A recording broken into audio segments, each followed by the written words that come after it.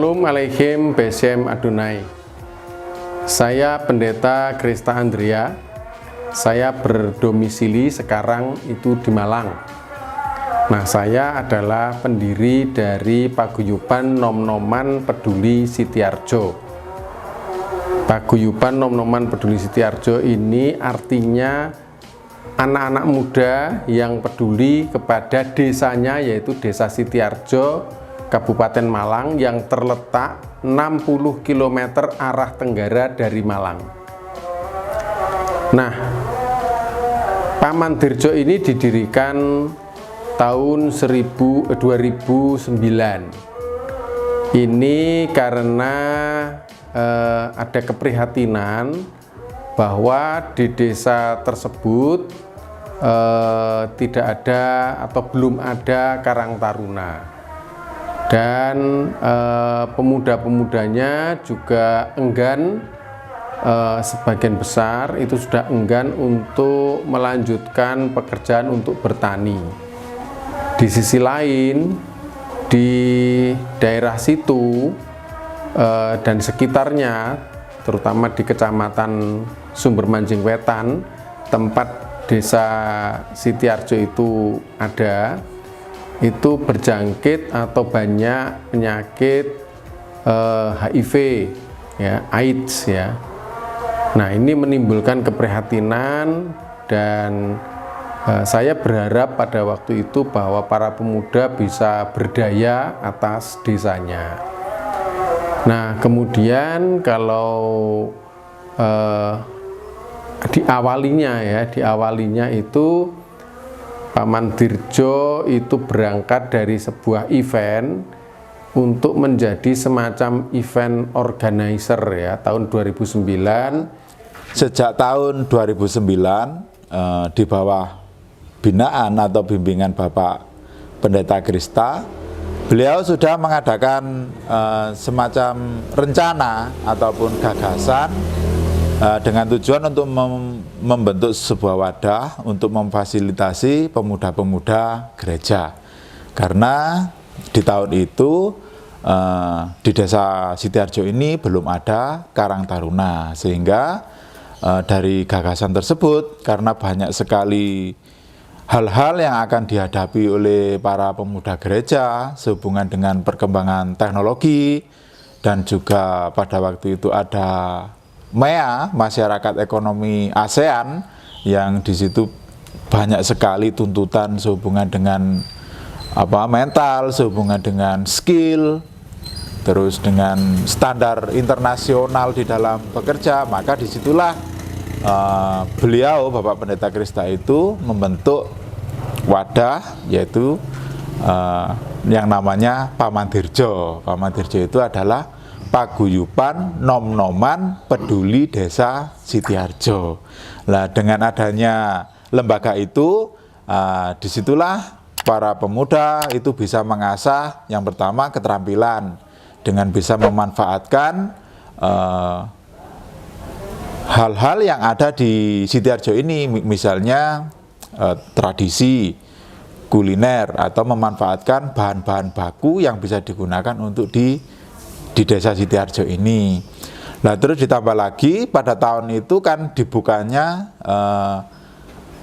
pantai selatan, karena dibangun jalur lintas selatan itu, sehingga untuk kegiatan wisata di pantai itu sangat maju. Bahkan tidak menutup kemungkinan banyak investor-investor dari luar desa kami, dari luar kota, bahkan sampai luar negeri pun juga ada. Lah, disitulah kami sebagai pemuda atau nom-noman Desa Sitiarjo ini, dengan dibekali dengan banyak hal yang sudah dipelajari di lingkup Pamandirjo itu, kita bisa ikut berperan, bukan hanya melihat.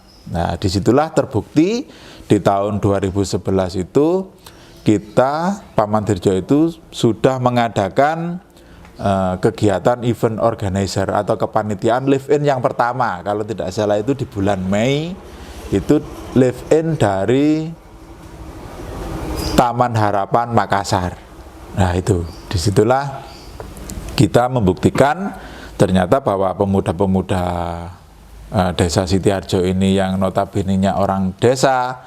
Lah disitulah kita membuktikan bahwa kita pun juga bisa maksudnya melakukan kegiatan atau pekerjaan itu yang profesional dengan berbagai macam pendampingan, berbagai macam kegiatan, dan tentunya di situ juga kita bisa belajar untuk memanage anggaran. Jadi yang tadinya mungkin di skala desa itu nilainya sedikit, tetapi kalau gak ada event-event seperti itu, nilai keuangannya pun juga sangat besar. Dan disitulah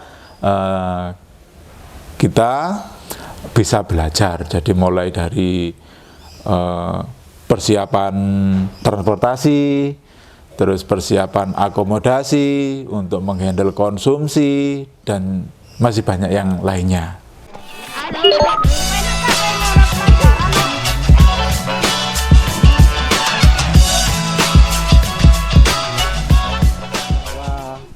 Program-program yang telah kami lakukan yaitu banyak sekali, diantaranya yaitu pendampingan kepada mahasiswa atau siswa yang sedang live in di desa kami. Desa kami tidak terlepas dari desa pertanian, maka banyak sekali kami mengedukasi terhadap siswa-siswa atau mahasiswa yang datang ke Sitiharjo ini tentang hal pertanian. Contohnya sampai kita bagaimana cara kita menanam padi, sampai kita memanennya, juga sampai kita mengolahnya menjadi beras. Dan banyak lagi yaitu tentang penghijauan. Misalkan kita sering mengajak para mahasiswa atau siswa yang sedang live in di desa kami ini untuk menanam pohon-pohonan seperti pohon ketapang dan pohon mauni yang ada di lahan-lahan kering yang bisa menambah suasana hijaunya desa Sitiharjo ini. Pertama saya memperkenalkan nama saya Sestuning Ayu. Di kepanitiaan saya di Pamandirjo ini saya sebagai si kesenian. Nah, sebagai kesenian itu kita juga dibagi-bagi menjadi beberapa bagian tugas-tugas itu. Kami juga bersyukur karena kita dipercaya juga menjadi panitia. Di sini juga kami selaku panitia juga merasa ada pengalaman demi pengalaman, menambahkan kemajuan kita sendiri juga. Nah, kita sebagai si kesenian juga setelah selesai menjalankan tugas sebagai kesenian, kita hanya tidak berkecimpung di situ saja, tapi kita juga membantu dengan acara-acara yang lain. Nama saya Bu Sriani. Sebenarnya saya ini sebagai seksi konsumsi. Kalau misalnya saya bertugas untuk ini, puji Tuhan sudah kendalanya tidak ada. Saya bersyukur karena saya bertambah pengalaman saya. Jadi misalnya siswa itu minta ini harus tersedia. Yang kami sediakan sudah sesuai dengan permintaan siswa. Ya, perkenalkan nama saya Budi Prasetyo. Dalam kepengurusan Pamandirjo ini saya selaku wakil ketua dari Pak Mintyo. Ya, kami sangat bersyukur sekali bahwasanya dengan adanya Pamandirjo ini kami mempunyai banyak sekali pengalaman yang sangat bermanfaat bagi kami, yaitu kami bisa membuat jaringan antar sesama kami, dengan saudara kami juga bisa menambah pengalaman dan wawasan kami, sehingga kami yang saat ini juga terbentuk dari notabene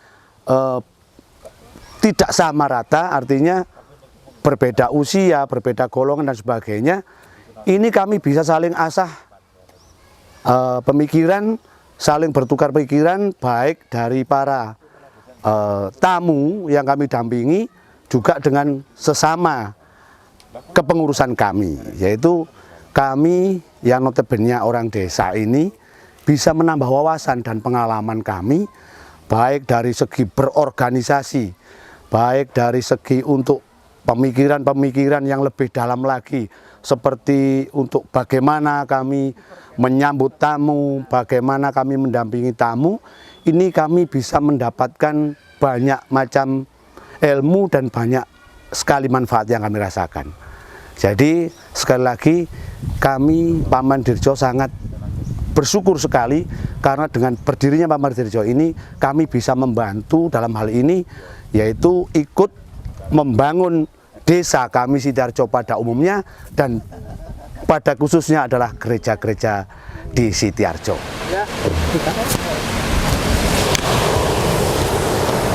Harapan kami kepada LPK atau lembaga-lembaga pelayanan Kristen, meskipun dalam keadaan pandemi, masih dalam keadaan sulit, untuk tetap aktif, solid di dalam pelayanan dan persekutuan. Harapan kami kepada bangsa dan negara, karena yang menjadi fokus di dalam pemberantasan virus corona, harapan kami negara untuk lebih cepat tanggap di dalam menyikapi atau memberantas virus corona ini, mungkin dengan memperbanyak jumlah dosis vaksin yang akan segera dibagikan kepada warga, dan terlebih-lebih itu untuk pejabat untuk tidak korupsi agar setiap kemajuan atau program-program yang sudah ada bisa berjalan dengan baik. Ya, sehubungan dengan adanya pandemi ini, kami terus terang memang belum ada rencana ke depannya bagaimana atau program-program apa yang akan kami jalankan dalam pendampingan yang dilakukan oleh Paman Dirjo ini, karena itu tadi sehubungan dengan adanya pandemi. Jadi untuk sementara ini kami masih vakum, artinya vakum dalam hal ini belum membuat konsep atau memprogram kerja kami di dalam membangun event-event yang akan datang. Jadi kemungkinan kalau nanti sudah pandemi sudah bisa dirasa, bisa berlalu ataupun sudah membaik, maka kami juga akan membuat program-program baru lagi untuk demi kemajuan Paman Dirjo, teruntuk desa kami Sidoarjo, juga teruntuk gereja-gereja kami. Gitu. Paman Dirjo, yes.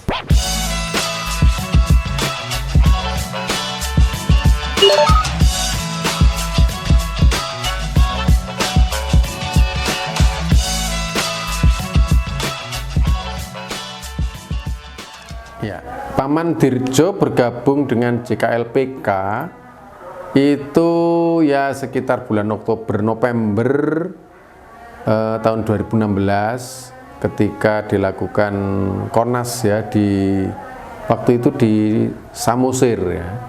Jadi kita untuk pertama kalinya mengirimkan utusan untuk datang ke sana. Nah, bagi Paman Dirjo sendiri mengirimkan utusan ini sesuatu banget ya. Artinya sesuatu banget itu anak-anak desa atau pemuda-pemuda desa ini belajar untuk berjejaring dan memunculkan kesadaran. Ini yang penting, memunculkan kesadaran bahwa mereka itu tidak sendirian, bahwa mereka itu akan lebih besar, akan lebih kuat kalau mereka menyadari bahwa kawan-kawan seperjuangan itu banyak, bahkan waktu itu dalam skala nasional. Nah, setelah itu kegiatan-kegiatan kecil-kecil yang dilakukan di Jawa Timur itu kita juga mengirimkan utusan ya secara bergiliran, siapa anggota-anggota yang berkenan ikut.